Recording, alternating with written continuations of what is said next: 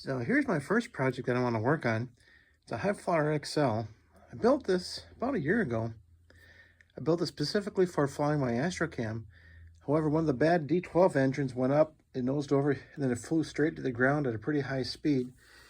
You see there's some very serious damage. The nose cone is not usable again because it broke off. The top, about 7 inches of this are all just completely shredded. Just nothing left of it here.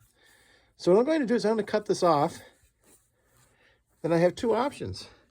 One option is I could put a nose cone directly on the body at this point. It's going to be a short high flyer.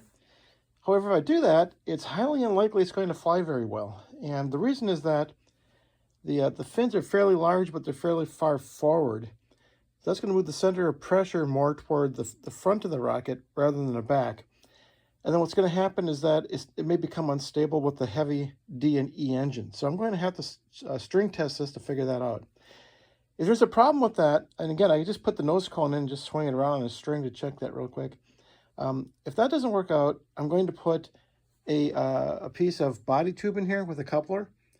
And then that will be about maybe like another 9 inches. So I have about 7 inches of damage. I'll replace it with a 9-inch section.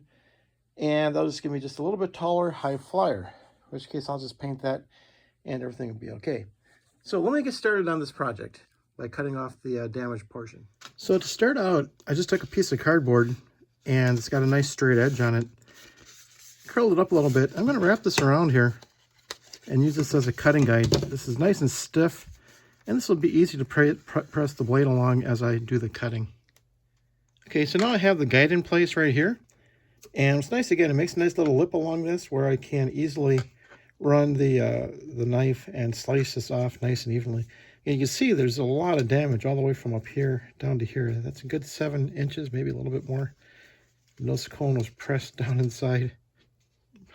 Pretty banged up. Okay, so I cut off the damaged part. I put a new nose cone on it. I just pushed it in. What I'm going to do now is I'm going to put a streamer in there for weight and add a dead weight E engine to it, put it on a string and then spin it around and see if it is stable. Give it the good old string test. Okay, so now I'm going to test this out to see if this flies. I have my high flyer, which is now cut down by about 7 inches. All I did was take a nose cone, a new nose cone, and I just tied a streamer to it. That's just tied on there with a piece of Kevlar tape. And an adapter with a D12. This is one of my dead weight engines. This just has lead in it. It weighs the same amount. And I'm just going to put this all together, tie a string on it, and see what happens. Okay, so I have the rocket now just balancing. And the whole idea of string test is that you put the string at the center of balance like this. And then you just go outside, try to spin it around in a circle and see what happens. If it flies nose first, you're all set. If it flies tails first, well, then it's completely unstable. So let me go ahead and try what happens. This has a D engine in it. Let's try this first, see what happens.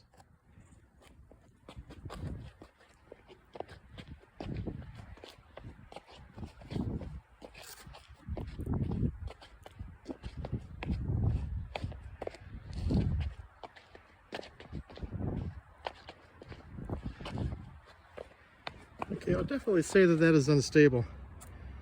It's either flying horizontally or shall I say vertically, or it is flying tail first. So this is definitely not stable. Well, we saw that this was unstable, even though it did have a streamer in it for weighting the nose down. So the answer when you have an unstable rocket, well, there's two. One is you can add some weight to the nose. The high flyer, the small one, and the Honest John are two examples where they put clay in the nose. Instead, what I'm going to do is I'm just going to use a body tube and a coupler and just simply put back the missing section. The missing section was about 7 inches, but with the length of this cord, it looks like I can squeeze about 9 inches on this and still have room for the original shock cord on here. Or not shock cord, this is the recovery cord. And let me go ahead and put that together because I think it's going to look nice. It's going to be just a standard High Flyer XL with about an extra 2 inches in length. Let me trim this. Okay, so one enhancement that I made is that I glued the Kevlar cord onto the side of the coupler. And I've been doing this a lot more on almost all my rockets. If it does have a coupler in the middle. The reason I glued this onto the coupler is that the cord now is stretched completely tight along the side of the body tube all the way down to the engine mount. So this cord is mounted on the engine mount.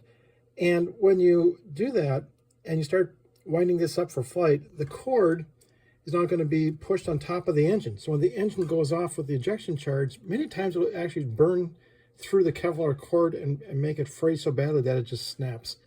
So all this is just some CA glue. Then I put a piece of paper towel over it and I just squished it down until it was nice and tight. And then this dries in about an hour. So again, the whole idea is to increase reliability, keep the cord away from the ejection charge.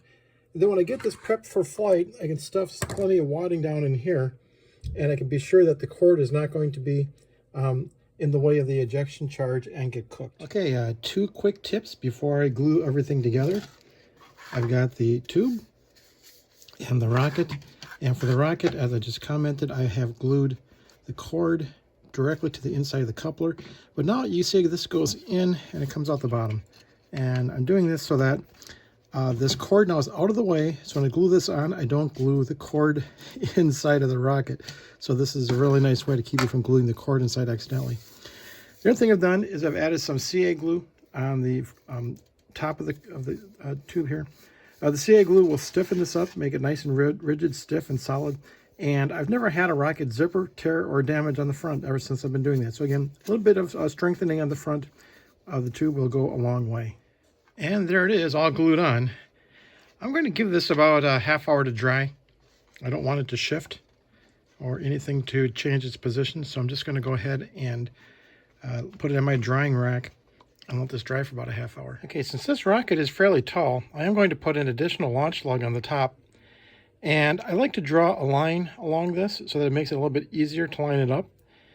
And the other thing I like doing with this is to bevel the ends. So let me do that as well. Okay, so as you can see, I have beveled the ends of the launch lug. And this actually makes it slide along the launch rod a little bit easier. If you think about it, if there's a piece of grit on the launch rod, it's going to hit this square. But if it's beveled, it's going to slide past it a little bit easier. So again, little things like this actually do help out overall. So I'm going to go ahead now and glue this onto the rocket body up near the top. To locate where the next launch lug goes, all I'm going to do is just put a launch rod in here.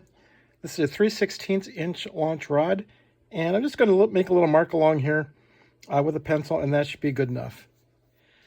Okay, so now I would like to mark out where the launch lug is going to go on the top. I just have a launch rod through this. It's fairly straightforward. All I have to do is just mark along the side like this, here and here.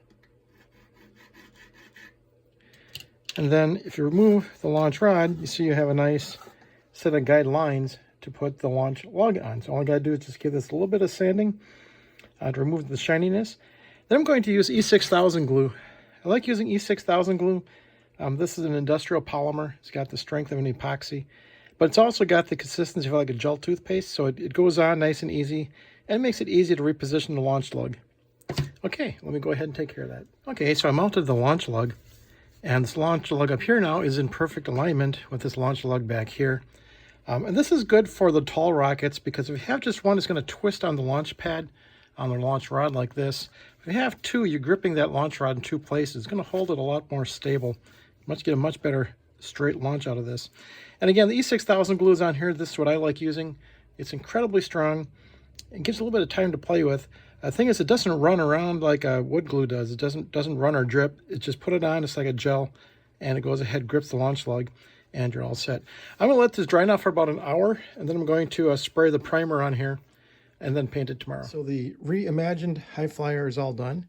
It's the one on the left. This one was broken. Top about 7 inches were all crumpled up. So now I have the new body tube section in there. You can see it's all done. And it's about 4 inches longer than the other high flyer that I have on the right. Other one on the right is a standard build. So anyways, this is a nice idea when you have a rocket that's kind of broken up and repair it. Just change it around a little bit and you have now a new, different rocket.